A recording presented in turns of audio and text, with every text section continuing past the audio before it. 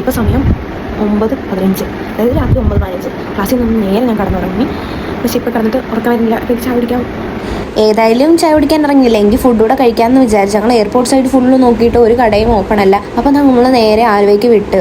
എൻ്റെ ഫ്രണ്ട്സിൻ്റെയൊക്കെ അടുത്ത് ഞാൻ എറണാകുളത്താന്ന് പറയുമ്പോൾ എവിടെയാണെന്ന് ചോദിക്കുമ്പോൾ അങ്കമാലി എന്ന് പറയുമ്പോൾ അവരെല്ലാം പറയും അത് അങ്കമാലി എറണാകുളത്തല്ലല്ലോ, അങ്കമാലി തൃശ്ശൂർ ജില്ലയല്ലേ എന്ന് ചോദിക്കും.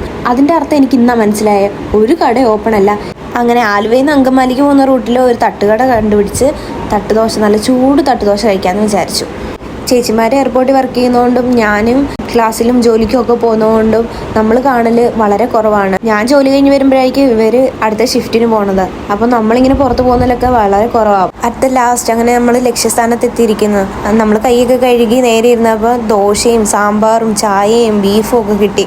ഫുഡ് ഫ്രണ്ടിൽ വന്നു കഴിഞ്ഞാൽ പിന്നെ ഫോക്കസ് ഫുള്ള് ഫുഡിലായതുകൊണ്ട് പിന്നെ ഒന്നും ശ്രദ്ധിച്ചില്ല. അങ്ങനെ എവിടെയെങ്കിലും പോയിരിക്കാമെന്ന് വിചാരിച്ച് ചേച്ചിന് കുറേ ഫോട്ടോ ഒക്കെ എടുത്തു കൊടുത്തു. ഗൈസ്, ഇതാണ് എൻ്റെ ചുട്ടുമണി. അങ്ങനെ ഞങ്ങൾ തിരിച്ച് റൂമിലെത്തി. അപ്പോൾ നമുക്ക് നാളെ ക്ലാസ് ഉണ്ട്, അതുകൊണ്ട് പോയി കിടന്നുറങ്ങാം.